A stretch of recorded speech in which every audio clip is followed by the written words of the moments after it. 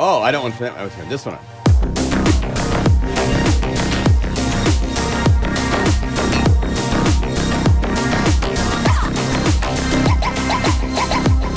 How y'all doing? Welcome. Hello.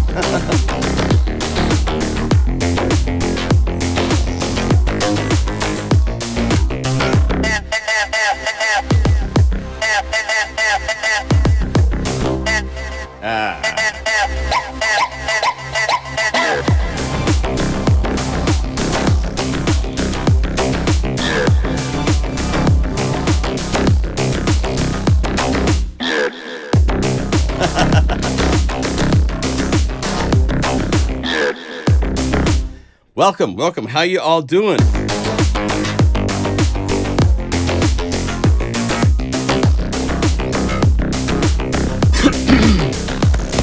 Oh my gosh, I still got some stuff in my throat. Let's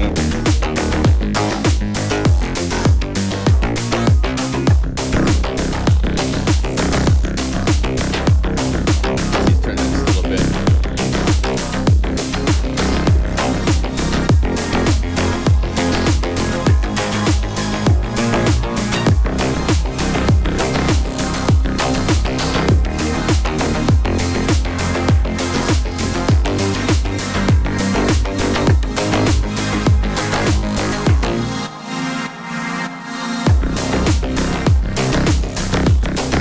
Playing around, we've got 1 week left of this amazingly cool library.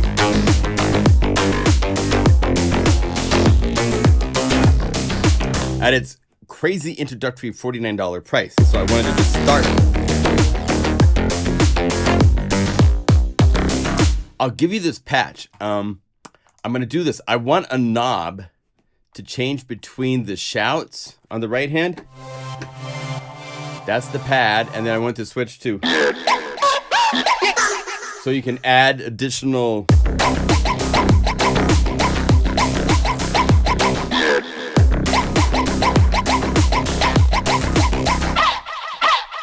right? But then be able to go to the pad sound. So let's do this. We're gonna go to the knobs. Let's use random gate. We're gonna say this is shout pad switcher.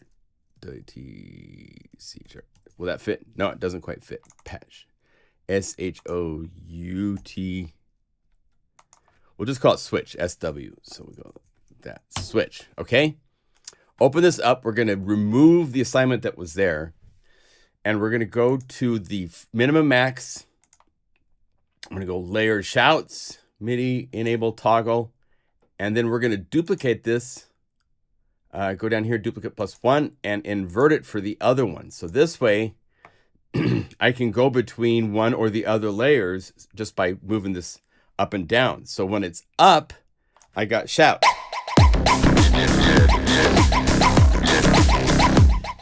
I'm going to reverse it, though, because I said shout to pad, right? So let's go over here. You can either click the little bullet and say link parameters, or you can do the quick shortcut of just right-clicking on this. And let's reverse both of these by just clicking on them. So they're inverted. So now when it's down, it's the pad, right? Oh, this is shouts because it says shout for the first thing. When I move this up,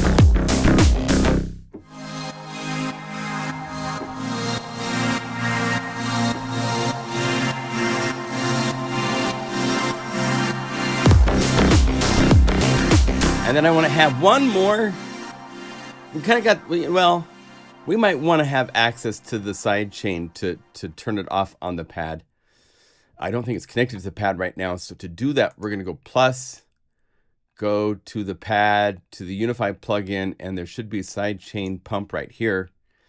So I'm going to turn it off so it's only controlling that pump. If I bring this down, it's off.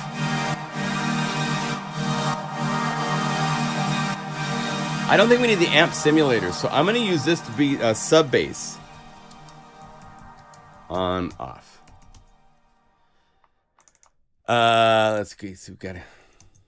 There we go. Right click, remove that setting. I need to add a sub bass. So let's go up here to the basses in this library. I'm going to give this to you as a patch in a minute. So let's add the 808 and let's see what that sounds like.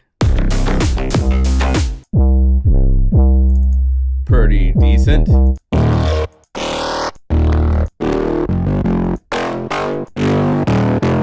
Maybe there's a BPM ARP up here that has a bass vibe. There we go. Let's have that be something we can like.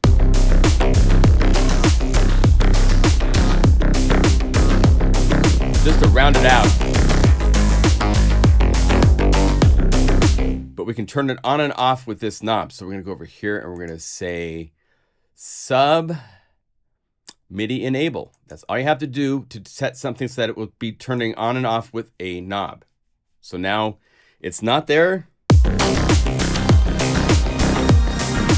We can switch between the shouts.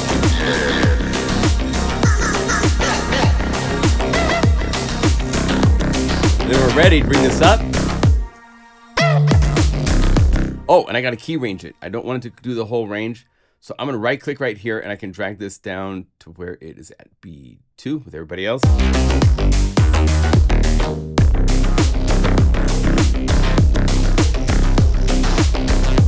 Maybe I want to have the drums be turned off.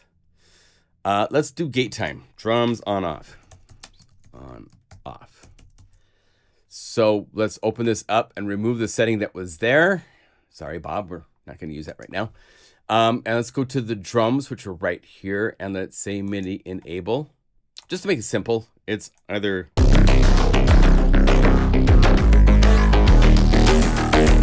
so much cool stuff going on.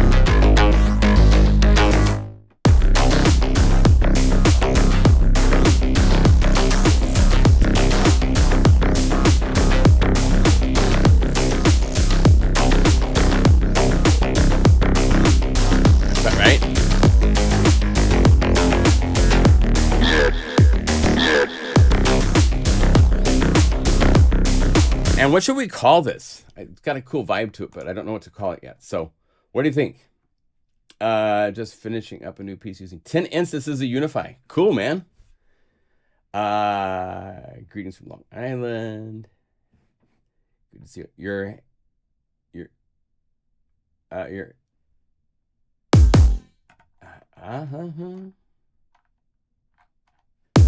What about my hands? I don't understand quite what you mean. Your hands too, it's nice. Oh, yes. So, okay, I'll turn that on. I set up, this kind of cool trick. It looks a little tricky, a little weird, but I have my Osmo set up to give me a second view that looks like it's connected to my body. Isn't that funny? So, so yeah, so stupid pet tricks with software, right?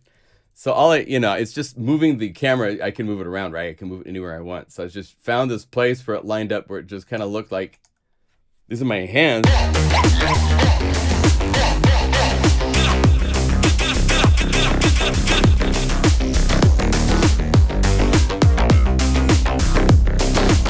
Let's make it a little bit bigger. Oh wait, too big. It's got to be where my body stops, about right there, right? There.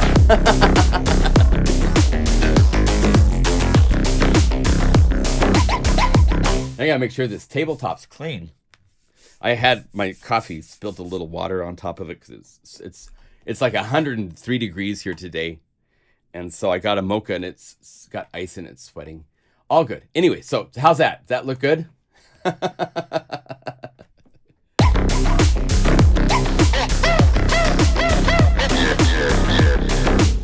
All right, well, welcome to the live stream. My name's John Limcool. I own a website, pluginguru.com. This is Unify, our software. Did we come up with an idea? Let's call it, yeah, I like the idea of putting punk in the name, but let's go a little bit farther than that. Let's call it a Z patch, BPM split. I got it. Punk it. Like you're going to kick it? Punk it. Yeah. BPM split. And this is made by yours truly. Fun bonus patch made in the live stream on August, my goodness, 3rd, 2024. And we can see, let's get rid of these comments for now and go save as save. I have made some other bonus patches, by the way, so there are some more. I've been experimenting with some really fun things because Bob made these menu where you can move a knob to change the melody to the sound of the pad, right? It's things like if we go up here to the pads, where was it at? He had these. Oh, thank you, Rocket, for not going away. I have a hard drive that's kind of acting a little funny, so hopefully it's gonna continue to behave nicely. But he had these atmospheres and so forth that you could play and then change the sample, right? Well, I took it a step further and I added some BPM ARPs and stuff. So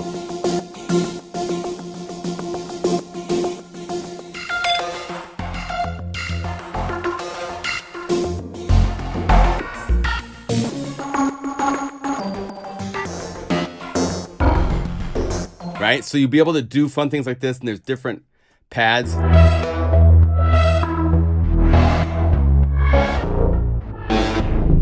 It's kind of a form of wave sequencing, but you're controlling the wave sequencing, what its sounded is.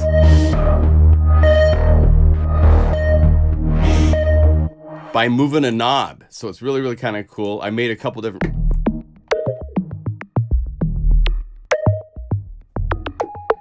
These patches I will release probably on Thursday of this coming week. I've got some more patches I want to make. There's bass. I think they came with it, but now we have the new one that we just made.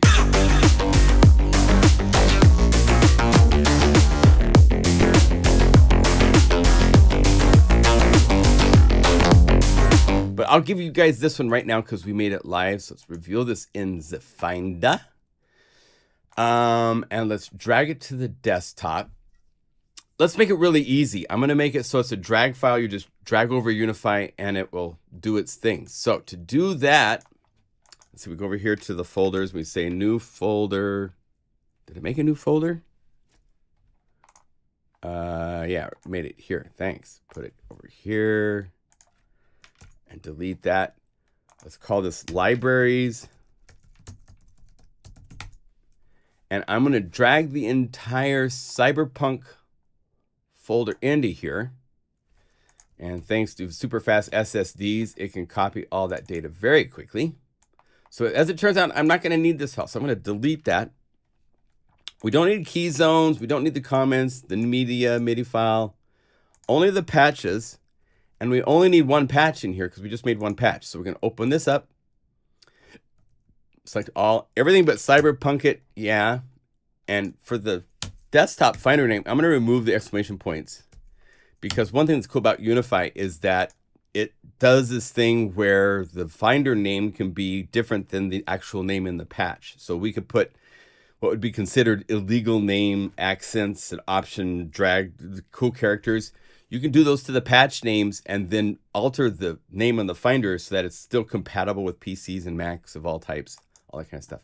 So by doing this, and then I'm going to go over here and I'm going to copy the name. Because it says the name of the folder and it has the patches folder and then just this file, and you don't have this file, it's only going to install this one file into the Modern. So you have to own the Modern Cinema CyberPunk library, of course, for this to work. So if you don't own that library, don't download this. You'll be disappointed.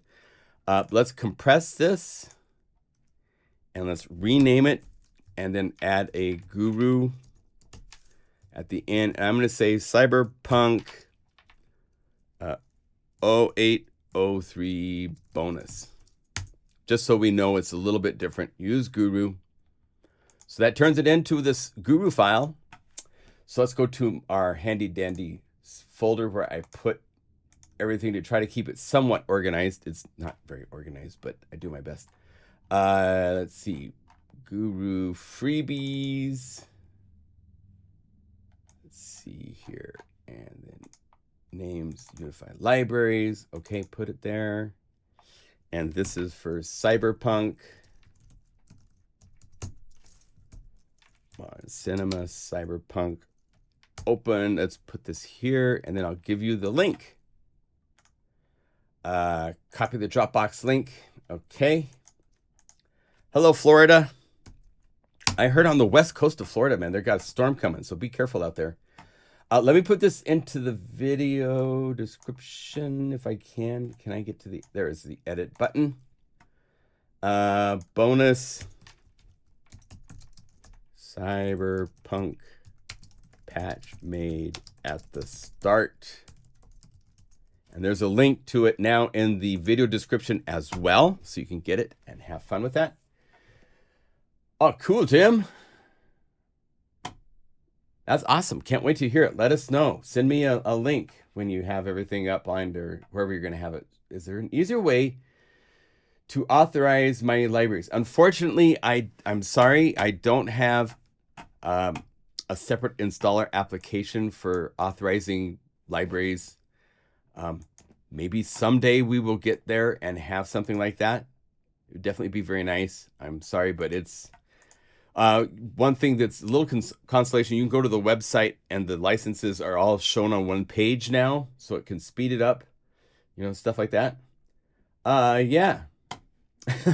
So one thing we're talking about today, it's kind of a funny story. So I got an email like 4 months ago.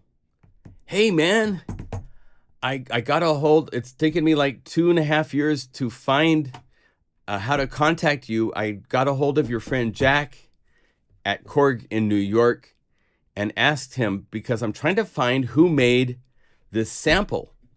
There's a whole lot of tracks using a very specific sample that it turns out I created many years ago when I was doing the Korg Triton. So if we go over here to Tribe, I can show you really quickly. It's this sample right here. And it's used in all sorts of...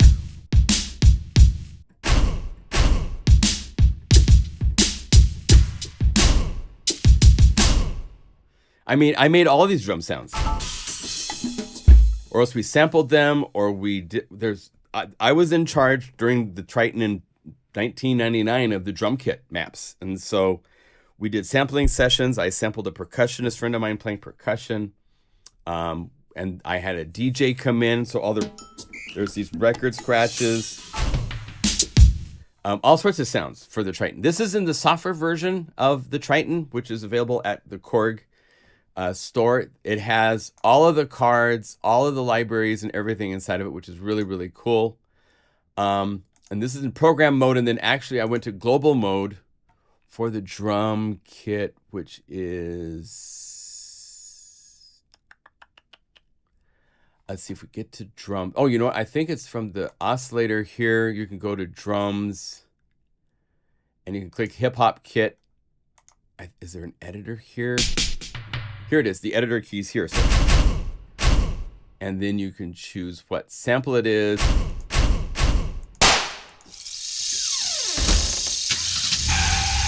So we had sound libraries for all these sounds, for a lot of them, for the gallops and stuff.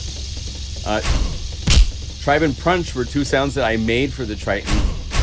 Punch hasn't used all that much, but this sound, it turns out, I didn't even know how much it had been used. But if we go to Wired, let's see, is the story still on Culture? I'm no longer on the front page of Wired's Culture. Let's see here if they have. Do they show the? Yeah. So, so here's the front page of Wired magazine online, which is still a great magazine. Please subscribe if you would like to get it. It's great. Down here at the bottom, here I am in my studio playing the hip hop slamming doors sound.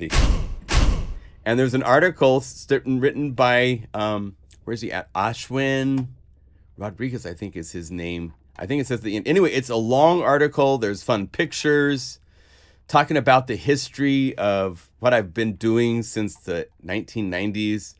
I made this face and she clicked, and I'm kind of sad I made this face now. Anyway, it goes on. It talks about the sound, the places that they used it, the albums, all that kind of stuff. And it was done by Ashwin Rodriguez, who's a freelance. He's out in Brooklyn. He's been searching. It's his first article for Wired, which is really cool. But he's been searching for who made this slam sound for a long time.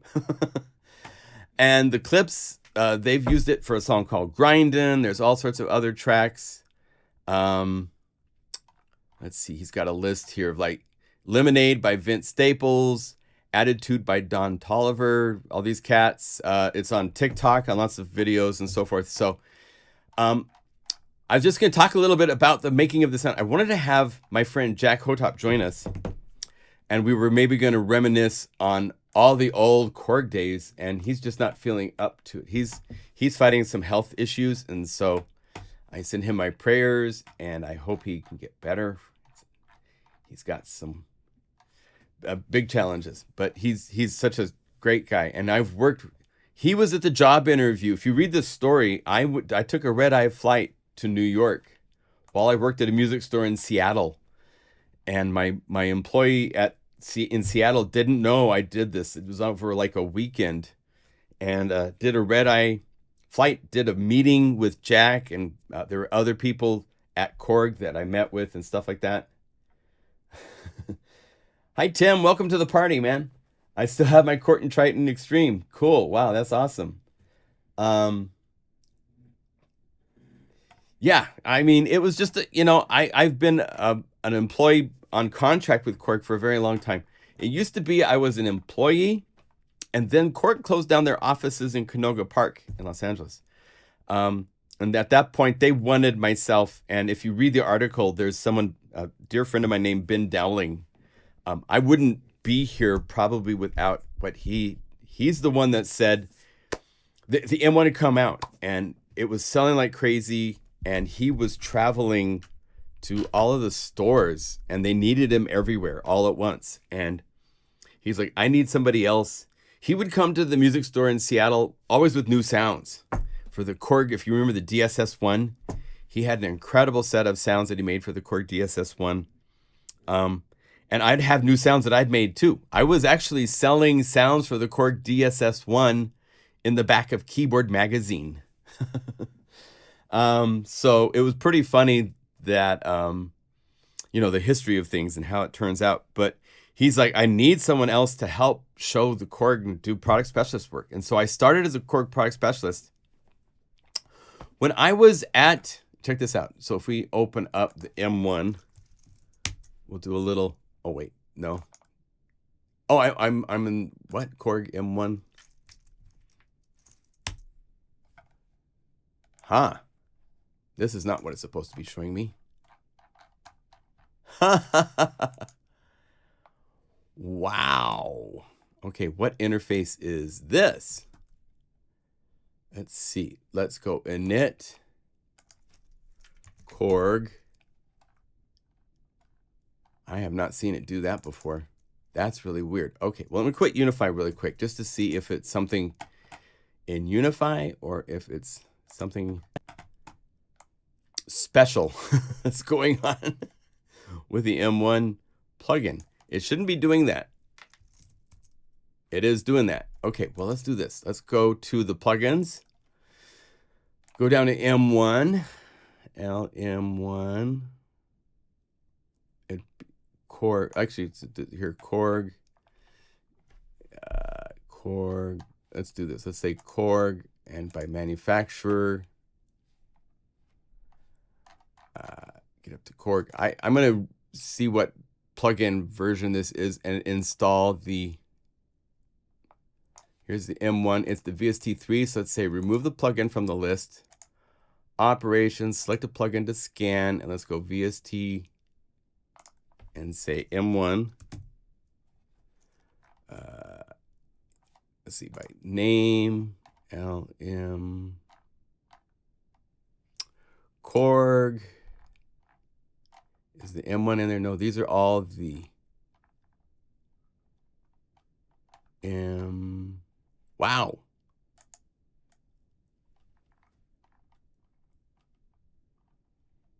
It's not there. So VST3, M1. Okay, let's try one more time. M1. Yep, okay. I can't show you for some reason. I'm not sure why it is showing program change information and not the interface of the Korg M1. Take instrument out of Logic. Oh. I don't think I have this in Logic yet. Let's do this. Let's no plugin here.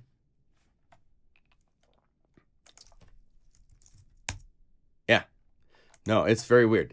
Omnisphere does a thing like this sometimes if it's confused and you load multiple copies, but I haven't seen it do this for the M1. Wow, odd. Anyway, I was going to show you. I made a set of patches for the. Let's see if we can go like this. M1. See if it will load up the software version of the M1. Where are you at? M1. Open. It's a live bug. Yeah. It never fails that when I'm doing live talking to people and the software's running and all this kind of stuff, everything breaks. It's just it's just one of those things that's guaranteed to happen. Rats. Let me go over here real quick and see if I go to the Korg folder.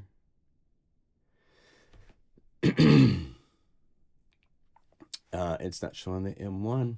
Legacy, Korg Legacy. There we go. Yeah, it's not even loading it. Oh, let's do this. Let's take it out of here. Init. Nope. Okay. Well, there you go. I could try to do a, let's see, Korg Legacy. Oh, Software Pass is name. Let me see if there's an update for it. Maybe they're Software Pass. Let's check here really quick. And I'll quit this. Go Software Pass. Because I would love to show this to you. It was a really fun. Since Jack can't join us, we have time to have some fun. Oh, there's a new version of the app. Okay. So we get to run this really quick. Huh. When I was in Seattle, I'll tell you the story while I'm pushing buttons. I wasn't, there's not many salesmen like this anymore. Most salespeople at music stores want to do record labels and stuff like that. I didn't. I was happy to Software Pass.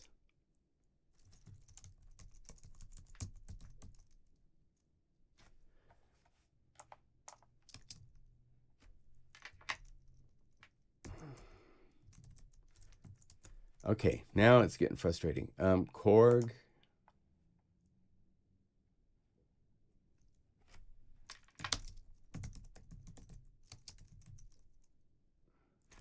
Now the Korg Software Pass doesn't show up. How's that?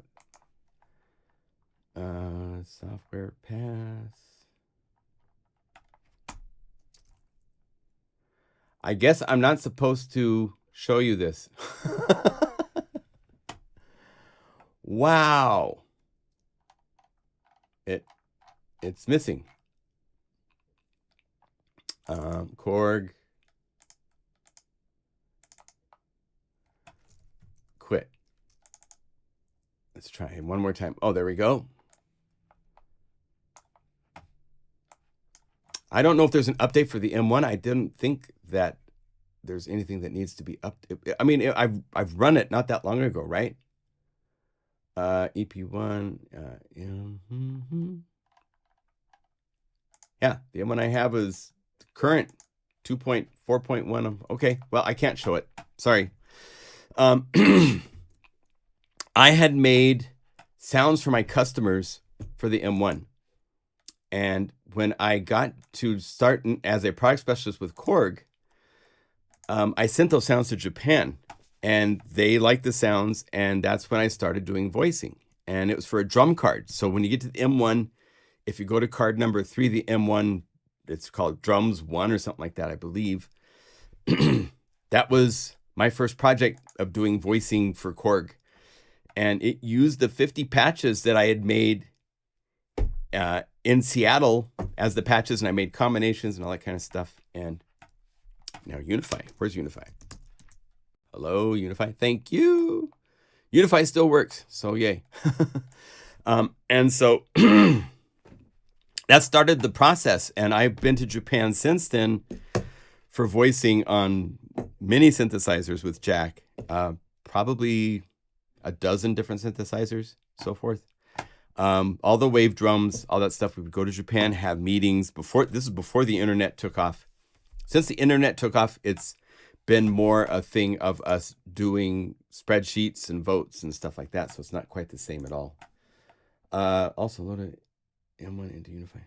Let's see here. Let me go to just as a test. I'm going to go to Logic, and let's try to go to Korg M1 audio unit and see. It'll probably load up without problems. Let's see. Nope. Look at that. That's what it looks like inside of Logic. Wow. Yeah. So that's not, something is not working right with my current OS. Let's go to the, say the MS-20. Oh, none of them are working. Okay, that's really weird. So I'm not sure what is going on, but let's see if we go back to Korg. Triton is working. Yeah, Triton works. So it's not everything. It's not an authorization thing. That's really odd. I'll have to solve this after the live stream is done and so forth. So rats. I had all sorts of fun stuff I was going to show you in the M1, but that's not possible for some reason. Yes, those gremlins. Reinstall plugin time. Yeah, but not right now with you guys on the stream. We're not going to do that because that's just not fun. We'll probably might do a shorter live stream anyhow. I don't have a lot to go over today. I kind of do, but kind of don't. We'll see how this goes. I've been working on what to do next.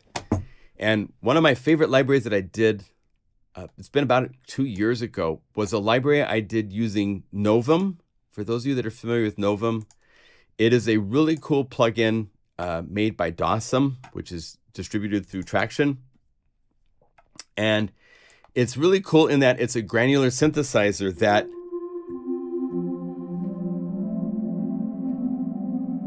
so I have the Dream State library was both for Novum, and then there's a version just called Dream State, which has the sounds sampled.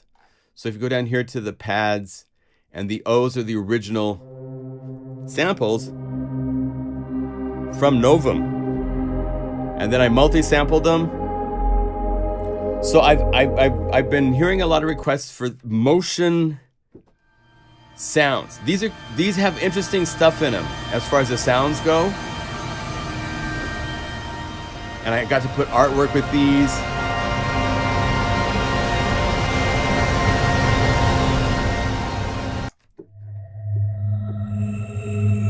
Right? So I think the next library I want to do is in this direction, but there's a couple variations. I want to do more unique motion. I want to be even more cinematic, and I want noises too. So I want to not have it just be I want weird noises, things that you could layer and program and process and stuff over the top of a pad that would give it some really interesting. Oh, I think the OOS is the original samples. What did these stand for? Beautifully created.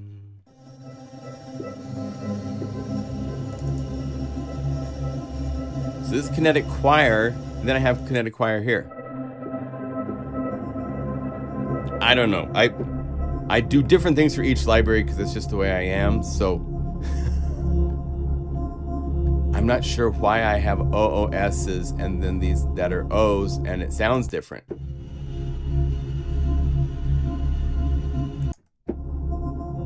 Here's kinetic quadrants. Do I have that up here?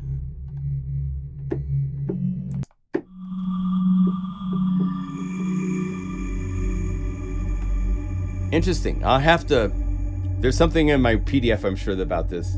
Your M1 is working nice with Unify. Okay. I mean, I've had it working nice in Unify and Logic and everything, so I don't know what has caused it to hiccup.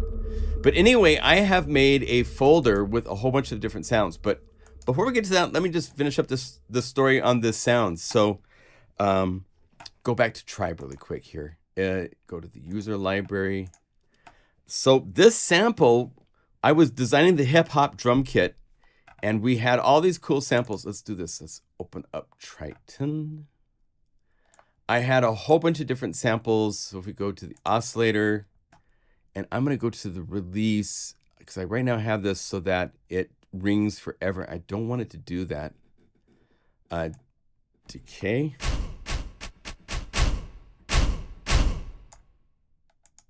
That way if I... Yeah, it'll ring out shorter with the decay parameter.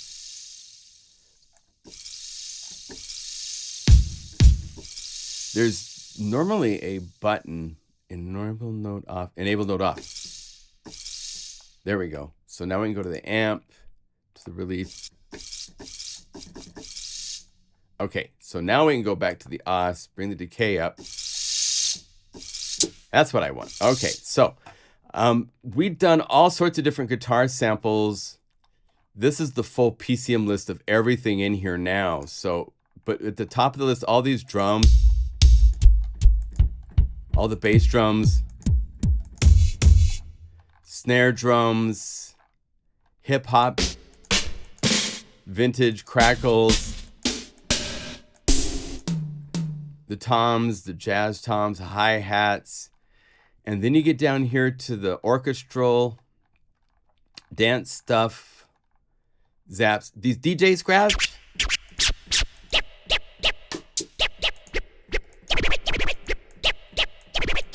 You hear them everywhere on so many records.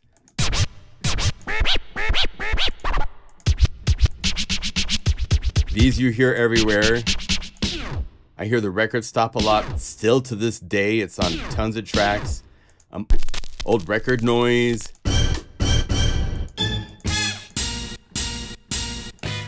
I made all these. This obviously came from a recording. Finger snaps, all that kind of stuff. And then we got to doing the hip hop kit, and I wanted something that could be like a crash cymbal.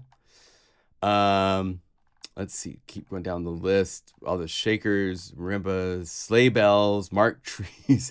I mean, we had all sorts of stuff put in this. That's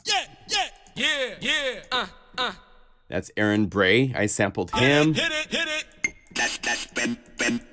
Had my computer talking and recorded that. 4, 3, 2, 1. That's from a NASA recording of a count off before the Apollo takeoff. 1. Birds, gallop. Then we got to the pump. We had heartbeats and try it. And I kind of designed it to be just instead of a crash cymbal,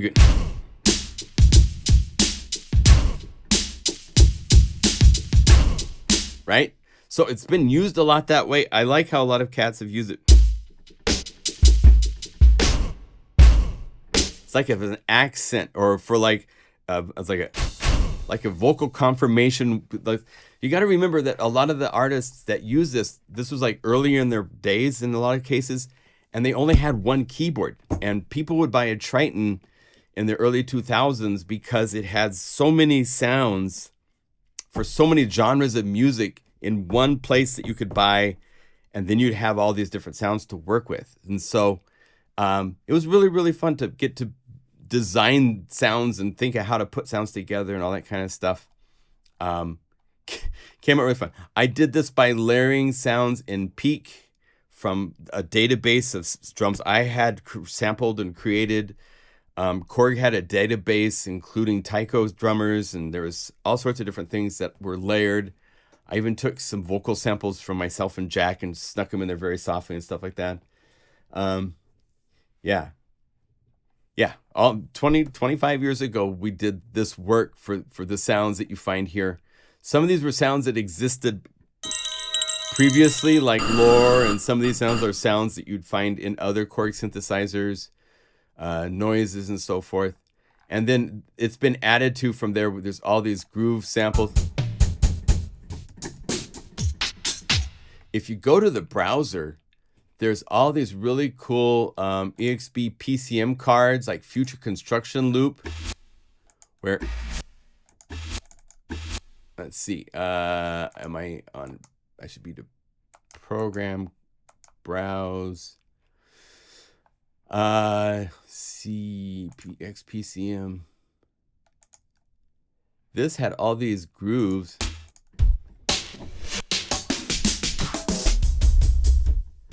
Do we have to turn on the ARP?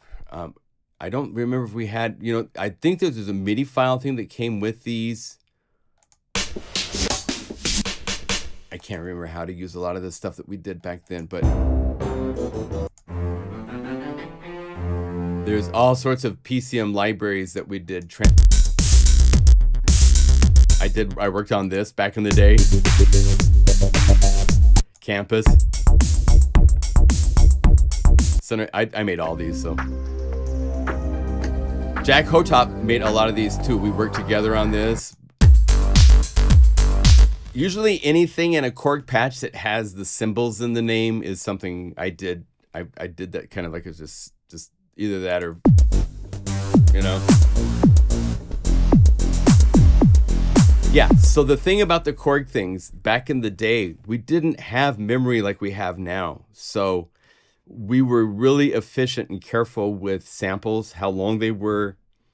There's a technique in looping where as soon as the attack of the sound is audibly heard, I'll give you an example. Let's say one of the sounds I want to show you that I'm working on is some hang drum stuff, but let's go to, just as a funny trick, let's go Endless Wave. So it's got this phrase of, let's make sure that I can get this to sound so it shows up in OBS, right? So go over here, OBS. Do we hear this? Yeah. So let's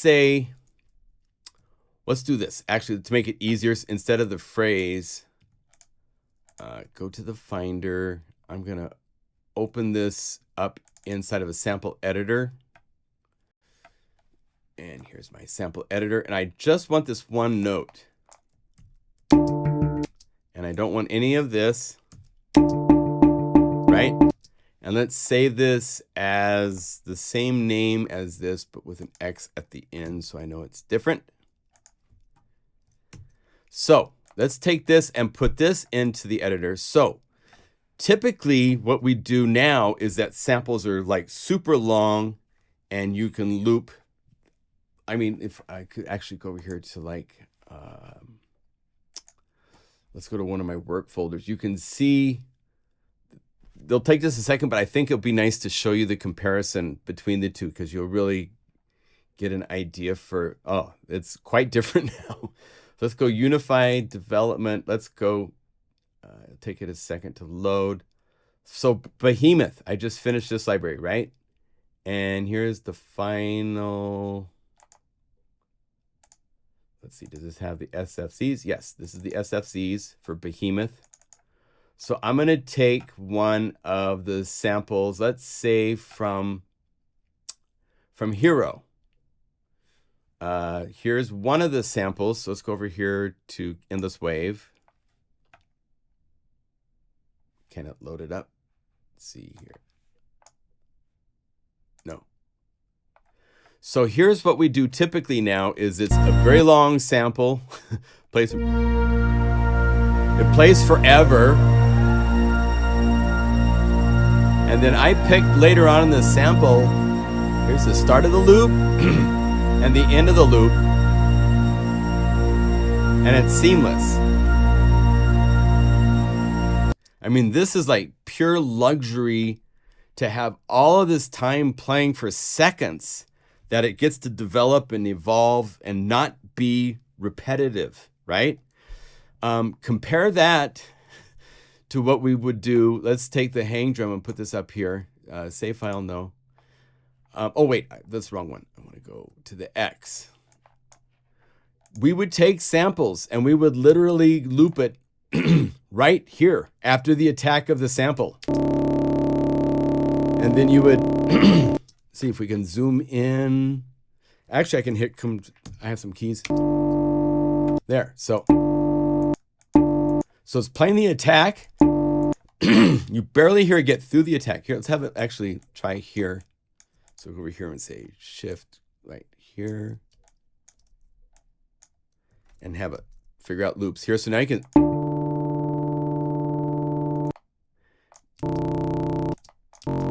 And as you can see in the display over here, I can get to where it's called single cycle loops. It's a.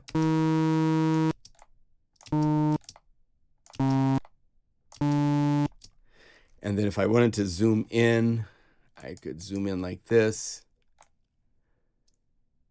And I could find the place where it repeats and where you hit the 0 points, right? Like this, like that. There. That's kind of close. Then we'd add a little smoothing crossfade to this. Okay.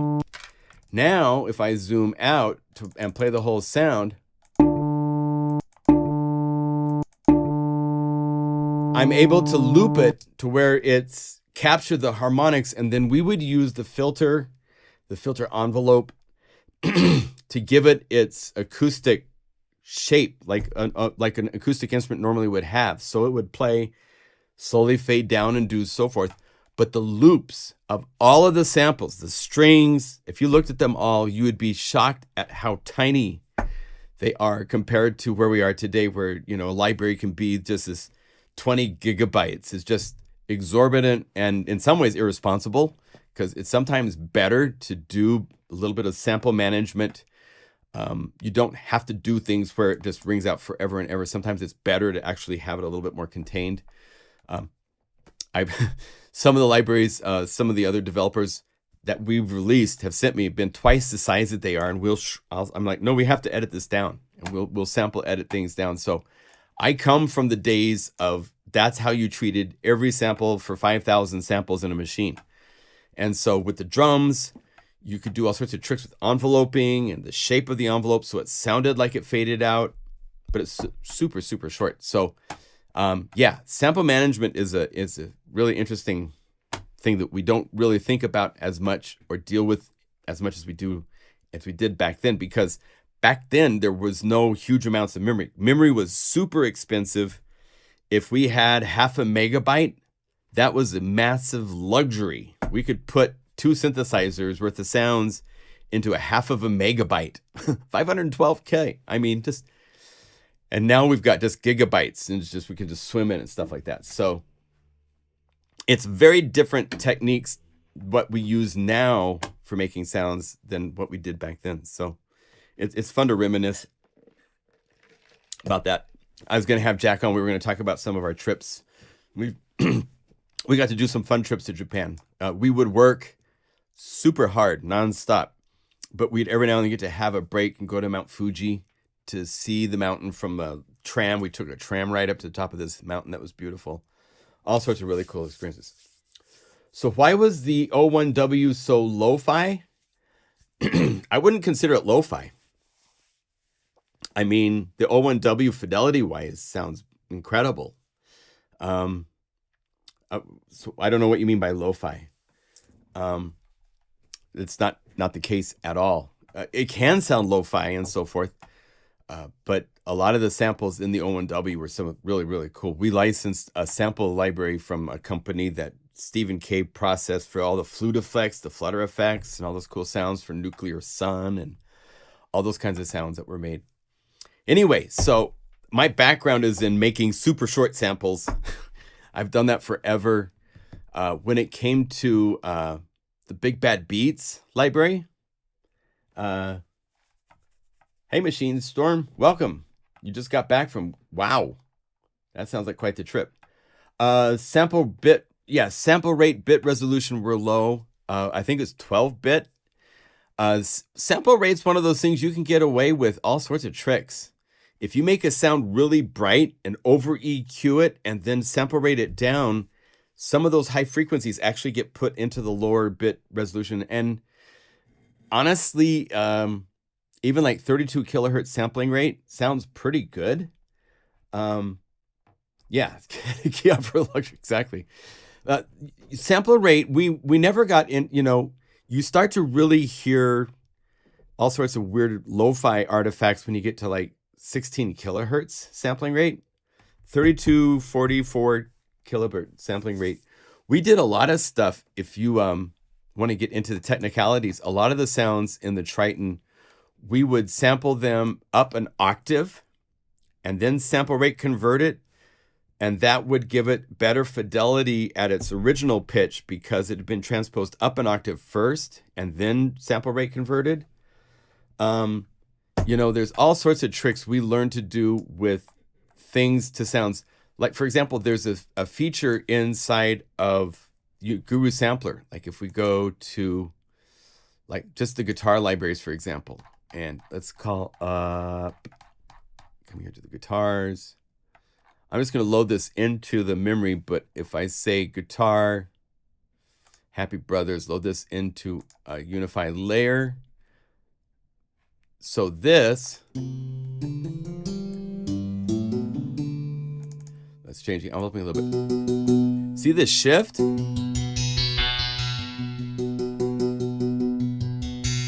It's doing a really cool trick that was first developed inside of the Korg M1. And the Korg Triton also has this. So if I go to the program mode, let's say, let's do this. Let's go browse, go back to the factory, bank A. Let's say the piano is a good example of this. Are we in programs? Yeah, acoustic piano. So let's go over here and solo this. If you go to the oscillator to the pitch page,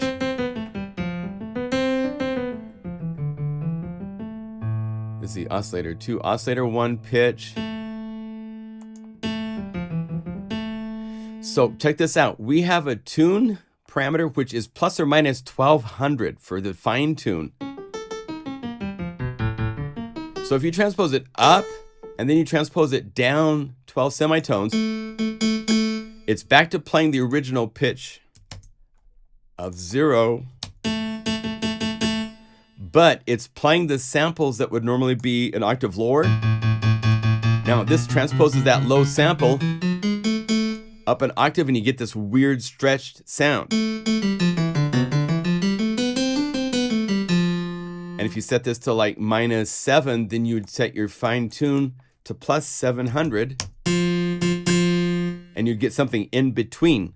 So that technique I explained to Shane and I showed him examples of it. And he figured out how to do it so we could use a shift key that's transposing the sample map, what samples you're playing, and it's fine-tuning the samples plus or minus the opposite direction to give you a shift. So you can play guitar sample. Let's see here, round robin.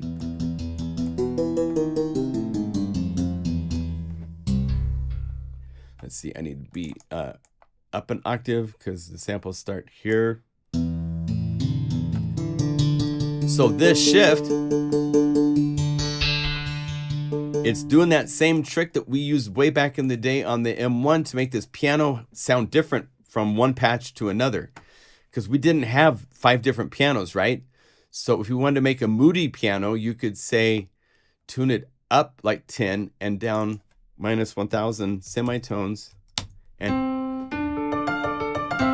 now it's like a moody, chunky thing. But it's the same piano. So we used to do tricks like this all the time to get this one piano sound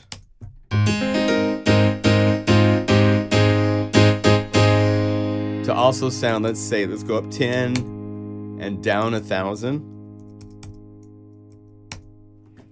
And now it's a whole different vibe. And if we said minus 10, and instead of minus 1000, we say plus 1000.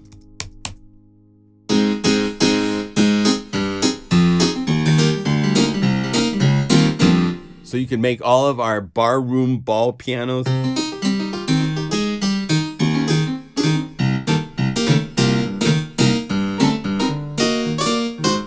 for like the honky tonk, all from one set of samples. So this was one of the cool tricks that we used all the time to do stuff like that. So when it came time for me to do the Guru Sampler spec, one thing I really, really wanted was this ability, because it allows me to take this guitar that has,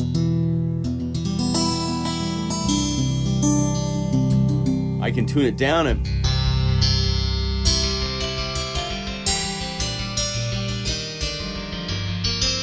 or I could make it more like a clavinet, you know? Like a banjo almost, or something like that. So this parameter is a direct feature request based on what we used to do on the Triton. And in fact, if you go to another plugin, there's another one that uses this as well, because Eric Persing is very well versed in sample manipulation and so forth, right? Because of all he has done with the sample development and the Roland samplers and stuff.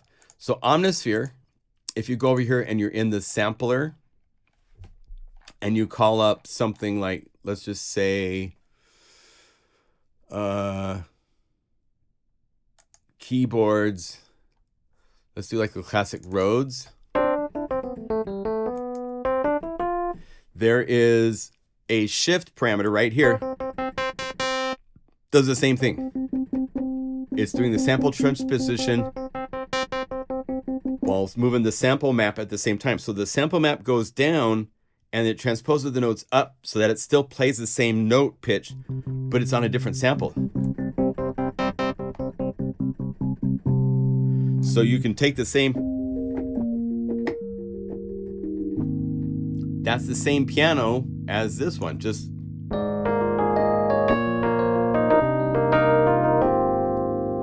as this piano.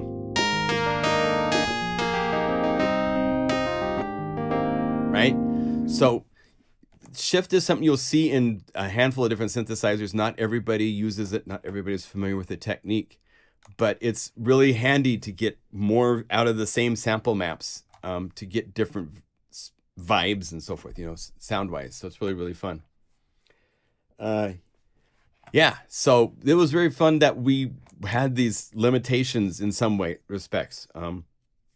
I tell people sometimes that are having writer's block, just use one library or just use one plugin, and you can set, and you'll learn tricks by learning more about that plugin. You'll find weird things that it does when you set it this way and so forth that you wouldn't have known about otherwise. Let's see. Jim is asking, what's the state of play with Omnisphere? I don't work for Spectrasonics, and they don't tell me anything.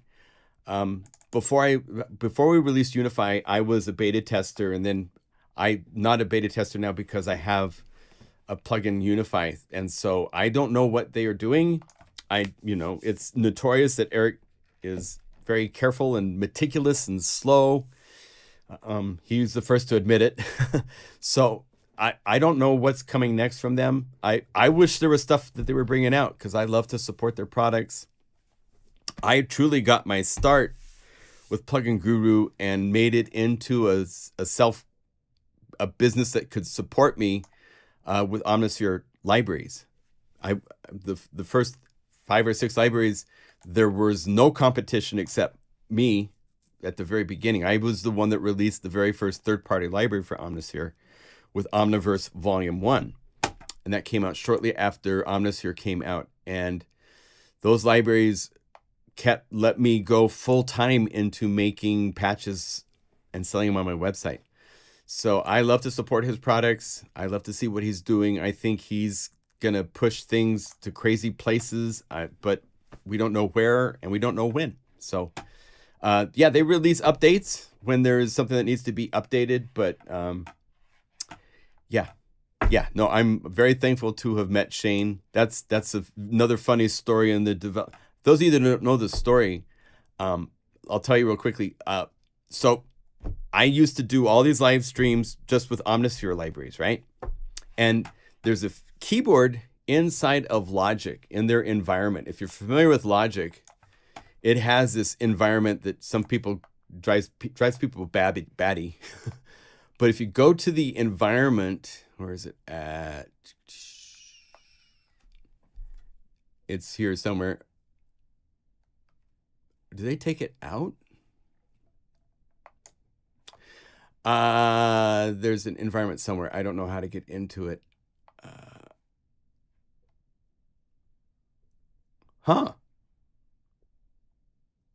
Used to be there's an environment, but there's not an environment right now that I see. Anyway, there's this place where it used to have a keyboard. And I used to have this keyboard open up on the interface. Yeah, it's funny, weird. Okay, I haven't seen that they've I guess they lost the environment. They just went to like not showing those controls. But I used to have this keyboard like show MIDI. And Command O. Okay, let's go over here and see if that works. Command O. Yeah, okay. So environment, and then they used to have new keyboard. Thank you for that. And the keyboard, I used to be able to connect it so that you could see this. And this was what people saw in my live streams. Thank you. I appreciate the the tip. And it used to be that you'd have to show cables. Let me see if we go view, show cables. There used to be a way where you'd see the input and output, and I had it all routed into the keyboard.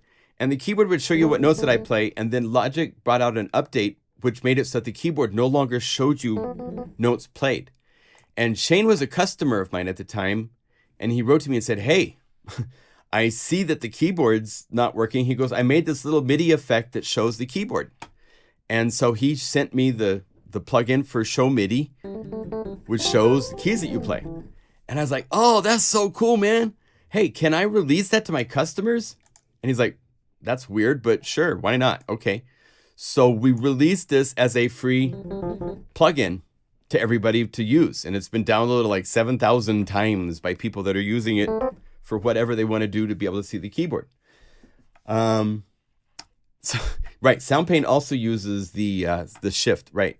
Yeah. Trolls is very smart with samples. I mean, he's up there, so that makes perfect sense. And then we released a library for Omnisphere. Those of you that remember Airwave Volume 3. Let's see if we go here to the user directories. I don't have it here to show you right now, of course.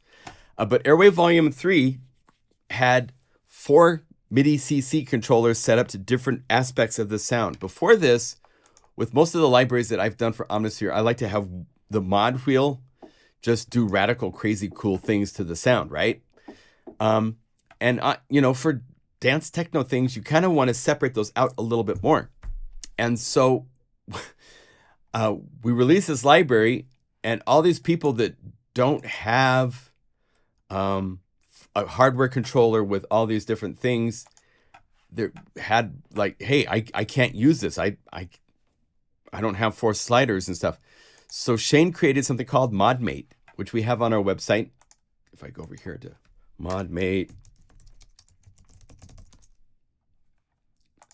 it's a MIDI effect that we release. It's for free. You can download it. And it allows you to route any MIDI CC numbers onto one controller if you want. So if you click the little boxes, you could route MIDI CC 2, 4, and 67 all to the mod wheel. So when you move your mod wheel, it would move all 4. So that was the second MIDI effect Shane created for us. And we give it away for free. And then I was like, well, it'd be really cool if we could figure out something we could do and sell. And he's like, yeah, that'd be nice. And I'm like, well, one thing I've always wanted is something that could load all of my plugins, because there really isn't anything that does that. And we were first thinking of doing it on the iPad. And we actually had a working version on the iPad of what's called Guru Studio. That's before it became Unify. And unfortunately, the iPad's not strong enough to play, you get to some of these libraries and the things that are going on inside of them is just insane anymore, right? There's so many tracks and so much going on. Even if you go to something like even in CyberPunk, the new library that Bob did, and you get to some of the BPM split things and these things here at the end where it's just these things that it's just doing all this stuff.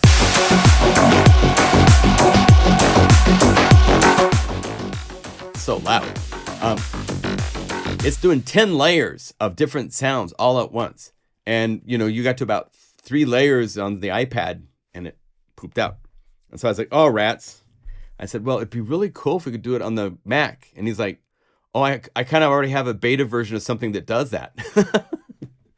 So from there, he had made a sampler engine that is found inside of a lot of the iPad apps. D1 Digital, there's a couple others that it's like 250,000 people have downloaded his engine that's inside of these applications. And that's the start of Guru Sampler. We added more features, more capabilities and stuff, but the heart of the sampler is the iPad version, just expanded on and extended and doing more cool things. So that's how we got to where we are. And then, coming January will be 5 years later. Yeah.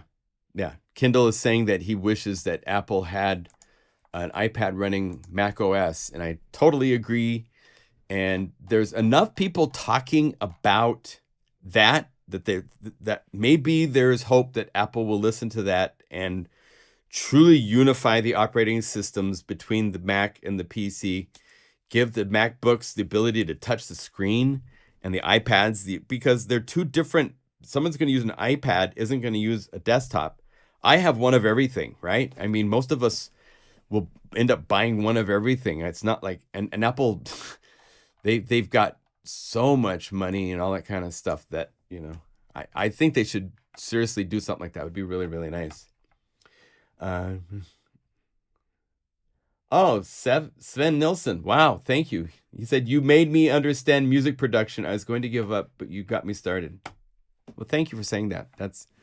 I just like to share, if you read the article, this Wired magazine article, I was doing free lessons for my customers in Seattle with this stuff. Every Thursday night, we would get together after hours at the store and play with synthesizers and do lessons and stuff. And so this is just an extension of what I used to do back in the day. I just like to share what I know.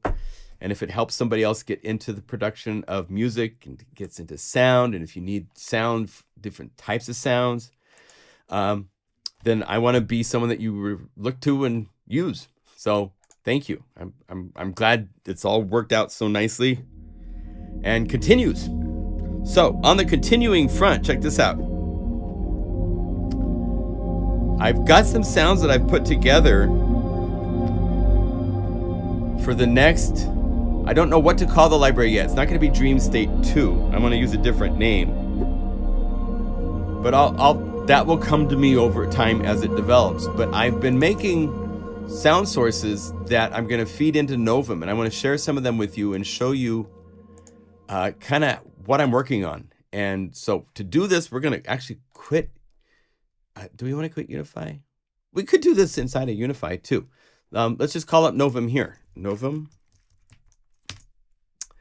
But I want to show you some of these samples and play them for you because it's kind of funny. Some of these are cool. Some of these are kind of weird. I have a drum kit. Actually, I was going to send this over to my computer. Let me send this over really quick. If I go here and say, everyone. And yeah, thank you. And go over here. And go sending this to my computer.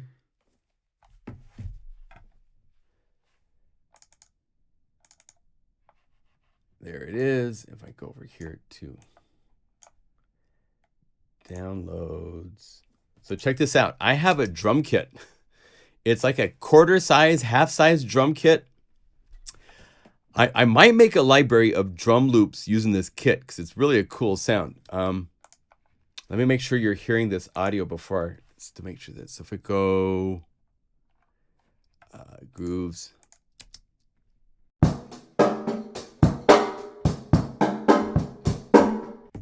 So these are some different drum grooves that I've done just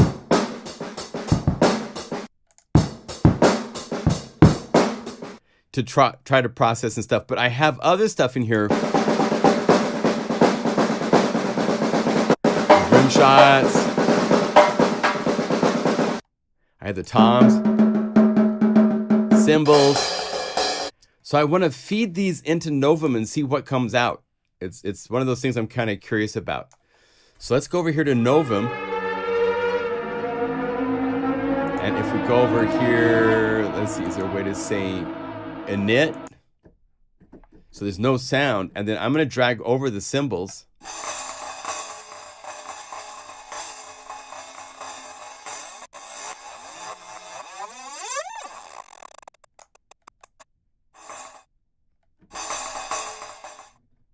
I don't want it to fade out. So the idea is I was going to try to play around some of these sounds that I have. Let me show you some other of the sounds that I've made. Some of these are like analog keys with processing. Some have notes and stuff in between of them. Some of these have growing, some of these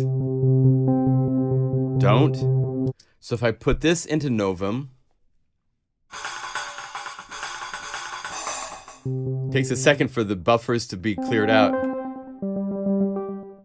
Now let me see here. If I go to the envelope and the synth and have it main ADSR. Why is it fading out? I have to position, time.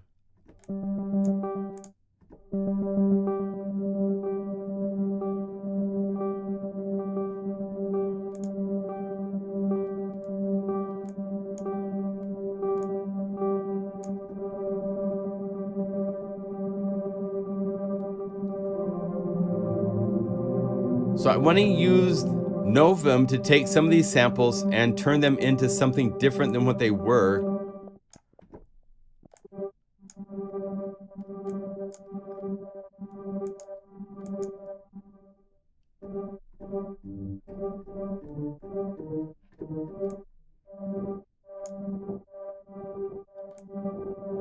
And it just will take a lot of playing around, right?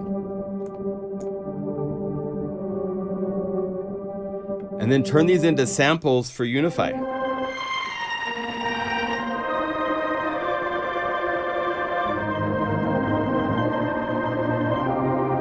Because it's a really cool sound.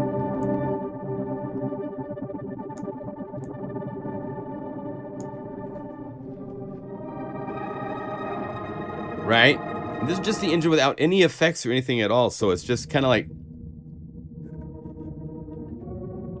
let's see if we go over here to speed.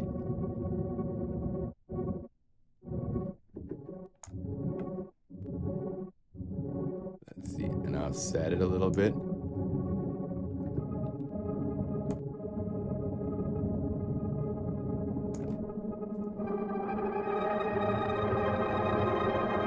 So if I take this engine that I've created now and let's put some other sounds, like here's some breathy sounds that I put in.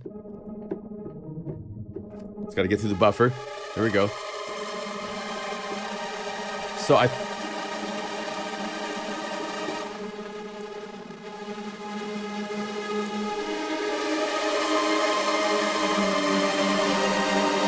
and the original sample, this is breathy.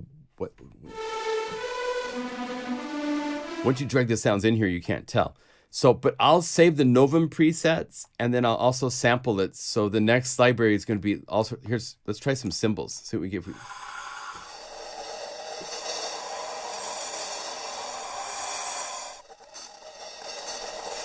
for cool noises.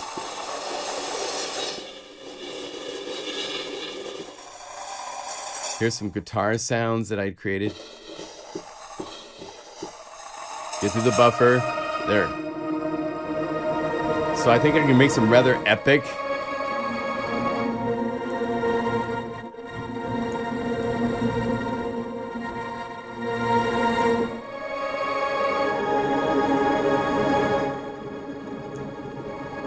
All sorts of fun stuff. So the next library for me is going to be a cool, I want more motion, noises, pads, stuff like that. Should be pretty epic. I think I can get into some fun stuff with Novum.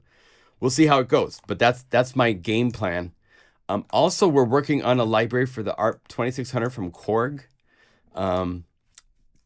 Peter Schwartz is working on a really cool library. I can't show you the patches right now that are there, but the factory patches, not now, but this is a really cool plugin that, and Peter made some really great patches here in the library.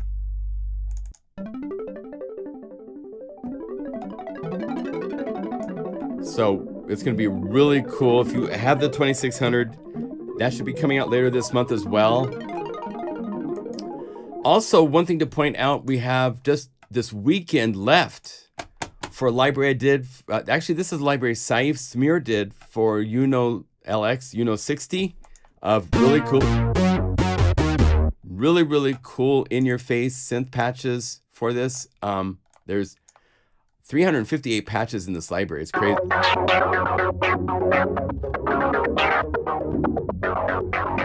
All sorts of cool ideas. And of course, if you set to Unify Layer, you could go in here and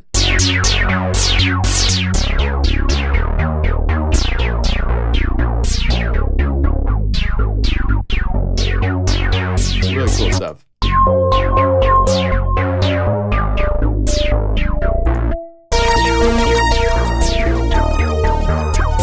So you can go all sorts of cool places with that. The library is $15 for 2 more days. So if you want to pick that up, just to let you know, that is still on sale at the website. So any questions? I hope this was fun. I don't know if that's something that I think was the man.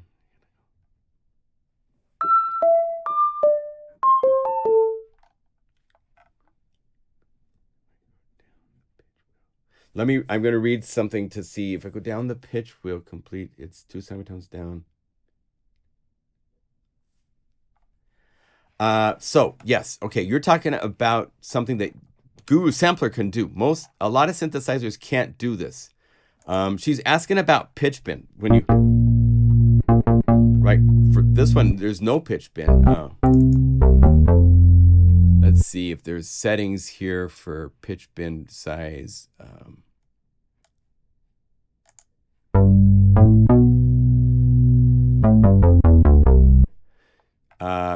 Maybe that didn't have pitch bend. Well, so we're not going to look here for pitch bend because I'm not sure where to set it up. If it has it, I thought it would have some settings, but I don't see anywhere here for pitch bend. But inside a Guru Sampler, we have the ability to do what you're asking. She's asking for different pitch bend up and down range. This is specific per plugin. For here, it's right here, down and up. So you can have up be +2, down could be an octave. So now,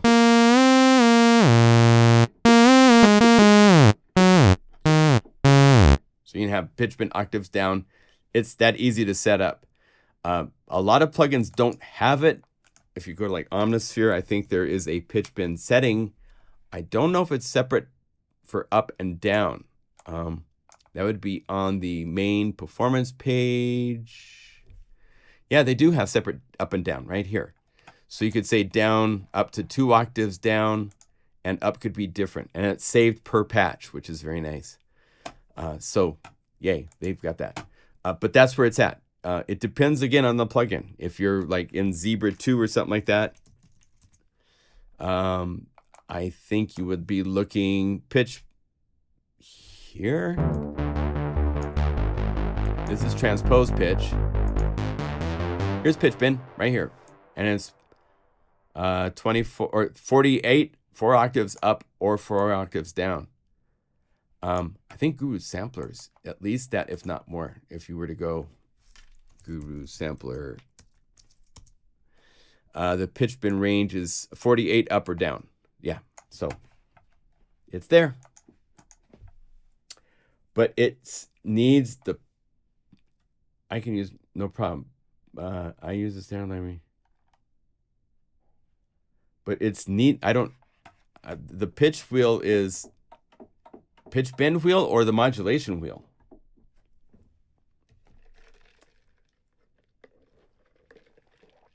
I don't know what you mean by pitch wheel, because there's modulation and there's pitch bend. So are you talking about modulation? If you need it to be to the modulation, then that's not something that we can do.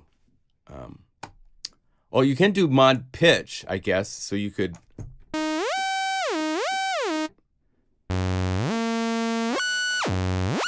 Right? But it's not in 2 directions at different amounts. It's just one double click -12. It's a single value from 0. So you can do it that there.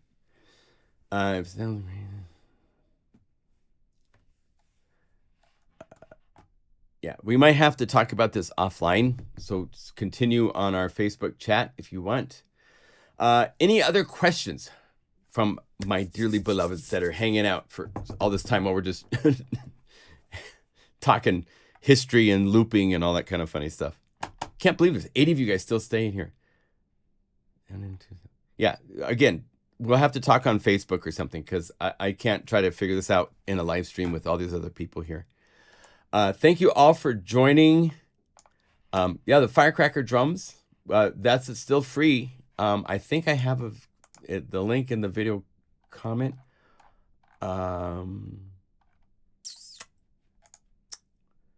Yeah, don't forget the like button. Thank you. There's also, is it Analog Obsession? They have a new effect that I just picked up that's really cool in their freebies. Let's see. They're doing something weird with their interface for their web page. Where is it at? Oh, I can't spell.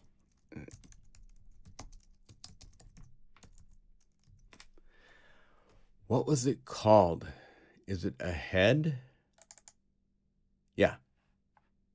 No, that was the one we showed last week. They've got a number of free audio effects, but it wasn't that one.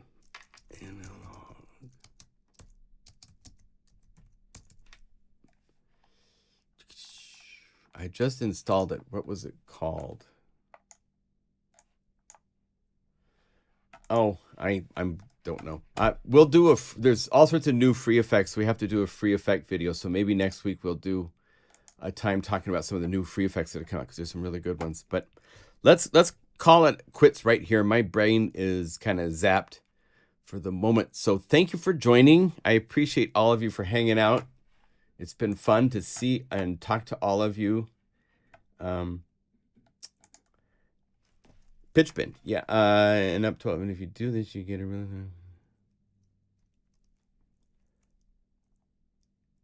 I was gonna do something with them.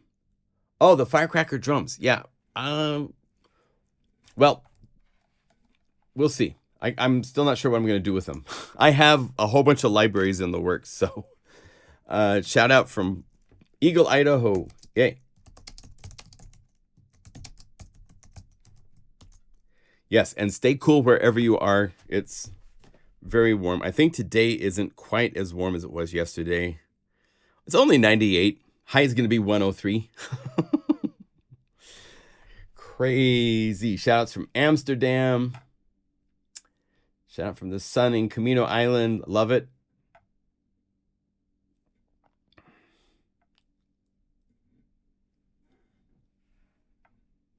Yeah, I love Massive. Massive's a cool plugin. Helsinki, London, Boston, Cologne. You guys are all over the place.